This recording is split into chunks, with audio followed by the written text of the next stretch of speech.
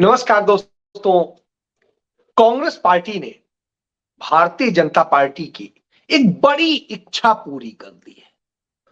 Congress party ने आज तमाम सारे उसके प्रदेश अध्यक्ष, उसके प्रभारी राष्ट्रीय महासचिव और सांसद, वहां की सीएलपी लीडर और तमाम सारे लोग जो कांग्रेस पार्टी के तमाम आधार हैं, वो आज अयोध्या पहुंच गए और पूरे विधि विधान से गए। चूंकि आज उत्तरायण हुए हैं सूर्य और उसके बाद में मकर संक्रांति जैसा महान पर्व है, ऐसी स्थिति में अजय राय के साथ यह पूरा टीम जो है लखनऊ में प्रदेश कार्यालय से पूजन अर्चन करके पूरे विधि विधान के साथ में चलती है और अयोध्या पहुंचती है। और अयोध्या पहुंचकर वो वहां सरयू स्नान करते हैं इतनी भारी ठंड में भी। तमाम सारे लोग जो उनमें उम्र में भी ज्यादा है बावजूद इसके, और सब स्नान करके जय सिया राम के नारे के साथ में यात्रा को पूरा करते हैं और जाते हैं उस असली स्थान पर जहां पर बताया जाता है कि राम का जन्म इस जगह हुआ था, और वहां मत्था टेकते हैं। लेकिन जब वो ये करते हैं तो भारतीय जनता पार्टी के मुंह से कुछ नहीं निकलता है और वो ये नहीं बता पाती कि वह मूर्ति जिसे 22-23 दिसंबर 1949 में बताया गया आधी रात में कि वो प्रकट हुए थे रामलला की वह मूर्ति, तो वह मूर्ति कहां है, वो किसके पास है, कौन ले गया, कहां चली गई, उसका कुछ नहीं बता पाते। और एक नारा देते थे, मंदिर वहीं बनाएंगे। तो साहब मंदिर वहीं बनाएंगे का नारा देते थे और अब कर रहे हैं मंदिर वहां नहीं बनाएंगे। मैं ये क्यों कह रहा हूं, क्योंकि सैटेलाइट पिक्चर्स से गूगल मैप पे आप चेक कर सकते हैं उससे कि जहां पर बाबरी मस्जिद थी, जिसको तोड़ा गया, जिसको शहीद किया गया और न जाने क्या क्या, जिस भी संज्ञा से आप करें, जबरन तोड़ा गया, बात मैं नहीं कहता हूं, सुप्रीम कोर्ट कहता है गलत किया गया, अपराध था। और उस मस्जिद को जिसे तोड़ा गया, बाबरी मस्जिद को, उस जगह पर तो राम की प्रतिमा स्थापित ही नहीं हो रही, वहां तो मंदिर बन ही नहीं रहा है, वहां से 500 मीटर दूर बन रहा है। तो साहब 500 मीटर दूर आखिर मंदिर क्यों बन रहा है? यदि यही बनना था तो यह जगह तो पहले ही उपलब्ध थी और यह भूमि सदैव से मिलने को तैयार थी। तो विवाद किस बात का था? किस कारण से इस देश के निर्दोष हजारों हजार लोग मरवा दिए गए, तमाम लोग दंगे फसाद का शिकार हो गए, तमाम लोग रथ यात्रा के नाम पर शहीद हो गए और न जाने कौन कौन कहां चला गया। राम कौन है? राम ने कहा, निर्मल मन जन सो मोहि पावा, मोहि कपट छल छिद्र न भावा। यानी जो कपट और छल वाले लोग हैं वो उन्हें नहीं भाते हैं, उन्हें तो वो निर्मल मन वाले सीधे शरीफ वो लोग भाते हैं जो सच बोलते हैं, जो बच्चों की तरीके से निर्मल मन रखते हैं, उसमें कलुष नहीं रखते हैं, कलंक नहीं रखते हैं, किसी के ऊपर आक्षेप नहीं करते हैं, किसी को गाली नहीं देते हैं, किसी को बदनाम नहीं करते हैं। तो राम तो उन्हें पसंद करते हैं। तो साहब भारतीय जनता पार्टी हो या उनकी पूरी टीम हो, वो तो छल कपट और न जाने क्या क्या करते हैं। और जब यह सब करते हैं तो राम उन्हें कैसे मिलेंगे? तो राम भैया कहां से उन्हें मिलेंगे? क्योंकि राम कहीं से आते नहीं हैं। राम तो कण कण में बसे राम है। राम दशरथ पुत्र राम मात्र नहीं है।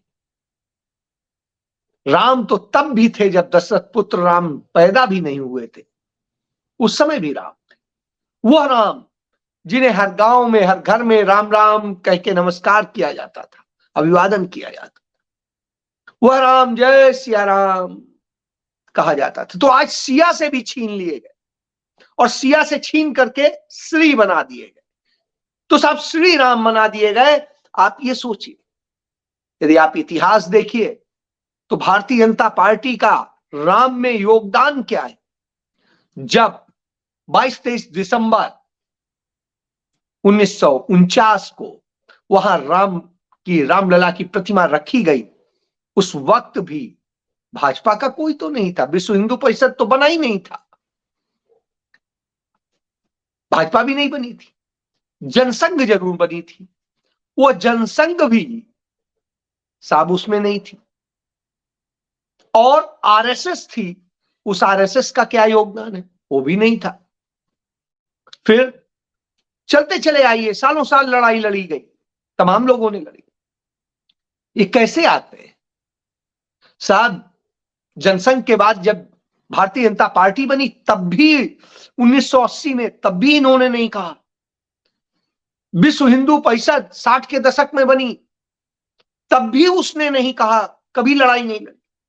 1984 में जब हिंदू धर्म संसद होती है, कांग्रेस पार्टी के नेता जो पूर्व कार्यवाहक प्रधानमंत्री थे गुलजारी लाल नंदा के नेतृत्व, दाऊदयाल खन्ना के नेतृत्व में, और उसमें जब यह प्रस्ताव पारित होता है कि राम का मंदिर बनना चाहिए अयोध्या में, भव्य मंदिर बनना चाहिए, भव्य मंदिर बनना चाहिए काशी में, भव्य मंदिर बनना चाहिए मथुरा में, यह हमारी अस्मिता का सवाल है। तब जब यह मांग उठती है और फिर उसकी यात्रा शुरू होती है, बस यहीं से तो विश्व हिंदू परिषद आई, और यहां विश्व हिंदू परिषद की एंट्री होती है। उसके बाद राजीव गांधी उनकी मांग को मानते हुए, जो अवैध तौर पर पुलिस के लोगों ने ताला डाल रखा था, उस ताले को खोलने का ऑर्डर करवाते हैं। और वह आदेश, मेरी उमेश पांडे जी से बात हुई, जिन्होंने यह मुकदमा लड़ा था कि यह ताला खुले जो अवैध तौर पर डाला गया है, क्योंकि किसी का आदेश ही नहीं था ताला डालने का, ये तो जबरन वहां के स्थानीय प्रशासन ने डाल दिया था, अपने आप को, अपना सिर बचाने के लिए, और सब उसी तरीके से चलता रहा। तो राजीव गांधी ने कहा नहीं, जबरन कुछ नहीं होगा, ताला खुलवाया और सार्वजनिक तौर पे पूजा होने लगी। पूजा तब भी होती थी, पुजारी जाते थे, सुरक्षा के लोग जाते थे, मैं भी तभी गया था क्योंकि मेरे पिताजी पुलिस ऑफिसर थे और मेरा पूरा परिवार तभी गया था। उसके बाद जब यह होता है तो आप समझिए, जब ताला खुल जाता है फिर होती है कि नहीं, मंदिर का शिलान्यास होना चाहिए। तो जो जगह जहां पर कहा जाता था कि राम पैदा हुए, उस राम चबूतरे पे ही शिलान्यास होता है। 1989 में, 89 में राजीव गांधी की सरकार थी, नारायण दत्त तिवारी मुख्यमंत्री थे और बूटा सिंह गृह मंत्री थे। सबकी सहमति से हुआ, सभी लोग शामिल हुए, जो आज यूपी के मुख्यमंत्री हैं योगी आदित्यनाथ, इनके गुरु भी थे उसमें।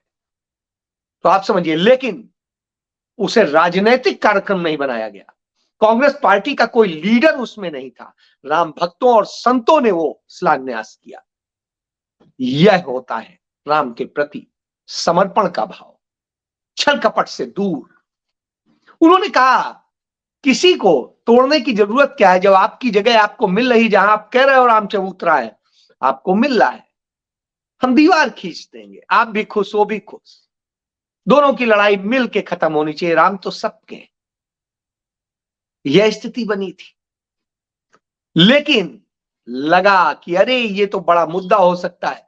तो 86 में जब मंदिर का ताला खुला, तब से भाजपा कूदी, उसे लगा अरे ये क्या हो गया। उसके पहले तक तो कभी नहीं उसके लिए लड़ी थी, जो लड़ने वाले थे वो संत थे या कुछ कांग्रेस के कार्यकर्ता थे। तो इससे आप समझ सकते हैं, लेकिन कांग्रेस ने कभी इसका राजनीतिकरण नहीं किया। उसने कहा नहीं, इसका जो भी फैसला होगा अदालत करेगी। और जो इसका मुकदमा दायर हुआ था वो 1949 में ही हुआ था, और वो जो मुकदमा हुआ उन्हीं के आधार पर चल रहा था, कोई कांग्रेस ने नहीं फंसाया था। सिविल कोर्ट्स में जैसे होता है वो हुआ, हाई कोर्ट आया, हाई कोर्ट से फैसला हुआ, ये सारे फैसले कांग्रेस के शासनकाल में ही हुए, किसी और के में नहीं, मंदिर के पक्ष में हुए, मस्जिद को न तोड़ने के लिए हुए थे।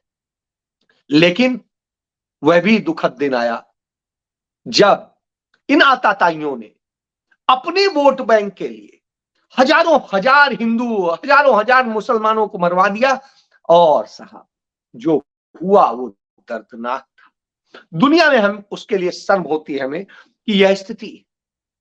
और ऐसी स्थिति में आप समझ सकते हैं कि यह खेल किया गया था। तो चलिए अब जैसे खेल कर रहे हैं कि 22 तारीख को, जबकि कोई मुहूर्त नहीं है, तमाम शंकराचार्यों से लेकर सबने कह दिया और नियम विरुद्ध है जो शास्त्रों में बताया गया है, उसमें हो रहा है। तो चलिए, जब वो सनातन धर्म को ही नहीं मानते हैं तो फिर क्या कहेंगे। सनातन धर्म को बेचते हैं, मानते नहीं है, उनके शीर्ष गुरुओं की बात नहीं मानते। तो यह है क्योंकि चुनाव में बेचना है, इसलिए तो कांग्रेस ने उन्हें जवाब दे दिया कि हम आपके बुलाए पे नहीं आएंगे, हम तो भगवान के बुलाए पे आएंगे, चाहे हम आएंगे। आज शुभ दिन था, मकर संक्रांति थी, हम गए, किया। यह होता है धर्म। चलिए, भीड़ का हिस्सा बनने की बजाय न्यू करना चाहिए। इसके बाद आपको देखना कि राहुल गांधी भारत जोड़ो न्याय यात्रा पर निकले हुए हैं। मणिपुर से कल चल दिए थे, आज भी चल रहे थे, तमाम आदिवासियों से, बच्चों से, सबसे मिल रहे थे। मणिपुर में जो हुआ है उस दर्द को समझ रहे थे, जान रहे थे। लोगों ने बताया, उनसे उस चर्चा में बताया कि जिस तरह की स्थितियां हैं, जिस तरह के भयावह हालात हैं, लोगों को पता नहीं होता वो सुबह जीवित रहेंगे कि नहीं, या घर से निकल रहे हैं तो अभी जीवित आएंगे कि नहीं आएंगे। उन्हें यह नहीं पता होता है हमारी बेटी जा रही काम करने तो क्या होगा। इसका असर पूरे 7 सिस्टर्स में है, यानी वो 7 राज्य जो इसके लिए माने जाते हैं, 7 सिस्टर्स कहे जाते हैं। उन सब में इस बात को लेकर के दर्द है कि हमारी बेटियों, हमारे लोगों का इस्तेमाल किया जा रहा है, उनके साथ रेप हो रहे हैं, उनकी हत्याएं हो रही, और सरकार के लिए शायद ये राज्य भारत में ही नहीं है, यह हालत कर दी है। उस दर्द से वो वाकिफ हुए। वहां आदिवासियों ने बताया कि किस तरीके से उन पर अत्याचार बढ़े हैं, उनके जल, जमीन, जंगल पर कब्जा किया है, और 2006 का जो वन अधिकार अधिनियम है उसे नेस्तनाबूद कर दिया है। अपने पूंजीपति मित्रों के लिए जंगल को, जल को, सबको काटा जा रहा है, और आदिवासियों के जो हक हैं उन्हें छीना जा रहा है, उन्हें वनवासी बता करके कैसे कैसे खत्म किया जा रहा है, उनकी पहचान को खत्म किया जा रहा है। निश्चित रूप से दुखद स्थिति। और भारत सरकार के आंकड़े बताते हैं कि करीब 49% आदिवासियों पर अपराध बढ़ गए हैं। ये मैं नहीं कह रहा हूं, नरेंद्र मोदी की सरकार के आंकड़े कह रहे हैं। उनके ऊपर किस तरीके से अपराध बढ़े हैं, किस तरीके के हालात हैं, यह देख करके तरस आता है।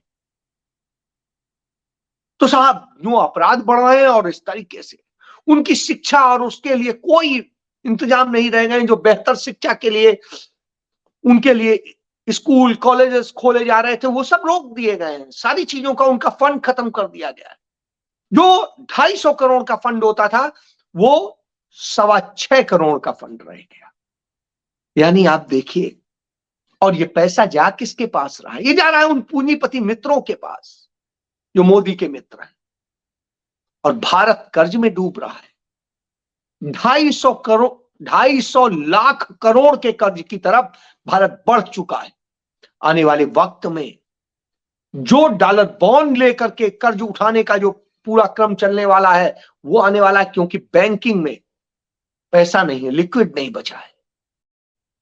उस तरह की दिशा में ला करके खड़ा कर दिया है। 5.1% से बचा है, तो यानी उस स्थिति में भी नहीं है।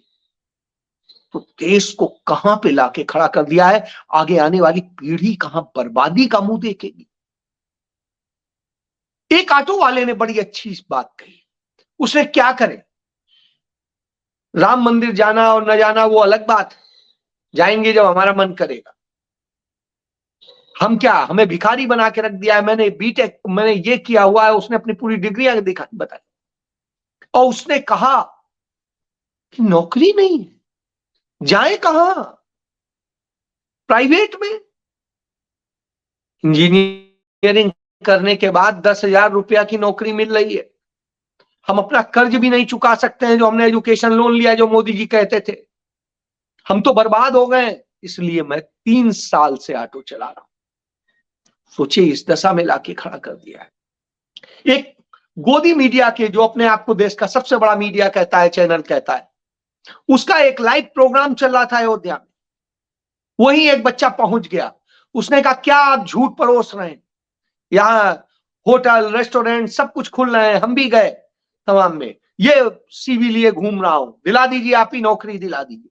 जो आप झूठ बोल रहे हैं कि बड़ी नौकरियां मिल रही, हाँ मिल रही है, योग्यता मेरी ये है, और वो कह रहे हैं वेटर की मिल जाएगी। वो नहीं, आपकी काबिलियत के नहीं मिलेगी। या जितने मैनेजर्स और तमाम सीनियर पोस्ट पर जो भर्ती किए जा रहे हैं, वो सब बाहर से आ रहे हैं।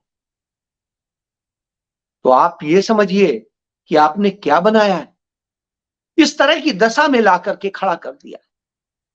तो क्या आप भिखारी वेटर ये बनाने के लिए लेके आए कि हाँ ठीक है, मंदिर बन जाएगा, ये बन जाएगा, आप जो है होटल में कोई वेटर का काम करेगा, कोई वहां सफाई कर्मी काम करेगा, कोई कुछ करेगा। तो साहब, ये डिग्रियां लेके हम क्या यही करने के लिए हुए? हमारी काबिलियत के मुताबिक आप टेस्ट ले लो और हमें नौकरी दे दो। तो वो भी नहीं तैयार है, क्योंकि बड़ी कंपनियां हैं तो साहब वो करेंगे। और जो छोटे छोटे से वो होते थे, तो वो तो आज भी हैं। बताइए क्या करें? सरकार कहां दे रही है, सरकार क्या कर रही है? सरकार मंदिर बना रही, वो भी नहीं बना रही, वो भी हम सबके चंदे से बन रहा है। सुप्रीम कोर्ट ने ऑर्डर किया तो उस पर ट्रस्ट बना, वो ट्रस्ट उसका प्रबंधन कर रहा है। और उस ट्रस्ट में भी किस तरह से जातिवाद हुआ है, दूसरी चीजें हुई है, वो भी सामने है। वही नृपेंद्र मिश्रा उस ट्रस्ट का चेयरमैन बनाया गया है, जिसने मुलायम सिंह यादव के मुख्यमंत्री रहते हुए उनके सेक्रेटरी के तौर पर राम भक्तों पर गोली चलाने का आदेश दिया था। वही नृपेंद्र मिश्रा आज उसका अध्यक्ष है। अब आप सोचिए, विडंबना देखिए कि किस तरह की हालत में ला करके खड़ा कर दिया। मुलायम सिंह यादव को उसी कार्य के लिए, गोली चलवाने वाले कार्य के ही लिए साथ पद्म विभूषण दिया जाता है, नरेंद्र मोदी सरकार देती है, कोई और नहीं देता है। तो यह भी सत्य है। तो इस तरह के हालात, तो आप क्या कहें? तो ये आदिवासी यूं शिकार हो रहे हैं। उसके बाद में महंगाई की स्थिति लगातार बढ़ती जा रही। पैसा आपके पास है नहीं, लोग बेरोजगार हैं, सब कुछ है, और महंगाई की स्थिति ये है कि सिर्फ चंद साल में हालत ये हो गई कि खाने की थाली 60% से अधिक महंगी हो गई। इसके बाद में दूसरी और चीजें आपके सामने हैं। तो आप इस देश को कहां झोंक रहे हैं? नफरत आप फैला रहे हैं, हिंसा आप करा रहे हैं, राज्य प्रायोजित हिंसा हो रही है। देश के तमाम हिस्सों को, तमाम राज्यों को ऐसे तोड़ दिया गया है जैसे वो हिंदुस्तान का हिस्सा ना हो, और महिलाओं की आबरू लूटी जा रही है। आज कोई भी कृष्ण उन्हें बचाने नहीं आ रहा। और दूसरी तरफ पूंजीपतियों का खेल चल रहा है, उनके लिए तमाम पुल बन रहे हैं, उनके लिए तमाम सारी सड़कें बन रही हैं, उनके लिए सब कुछ बन रहा है, उनके लिए एयरपोर्ट बन रहा है। गरीब आदमी के लिए क्या है, आम आदमी के लिए क्या है? कुछ नहीं। तो इससे आप समझ सकते हैं सारा खेल क्या है, नैरेटिव क्या है। तो पूंजीपतियों की सरकार, साजिशों की सरकार, इसके अलावा कर क्या सकती? इसीलिए राहुल गांधी की न्याय यात्रा उस न्याय की बात करती है कि हर बेरोजगार को न्याय मिले, हर लड़की को न्याय मिले, हर छोटे कामगार को न्याय मिले, हर युवा को न्याय मिले, और अपराधों से मुक्त हो। उस दिशा में काम होना चाहिए। कांग्रेस के समय से जब तुलना करते हैं आप, हर चीज में आपकी स्थिति बद से बदतर आ जाती है, और भ्रष्टाचार में आप सबसे ऊपर है। भगवान तक को भ्रष्टाचार में नहीं छोड़ रहे हैं तो आप किसे छोड़ेंगे? तो आप इससे समझ सकते हैं कि आज क्या हालात बना दिए हैं नरेंद्र मोदी ने। और नैरेटिव कुछ भी बनाते हैं तो आज जवाब दे दिया कांग्रेस ने। जय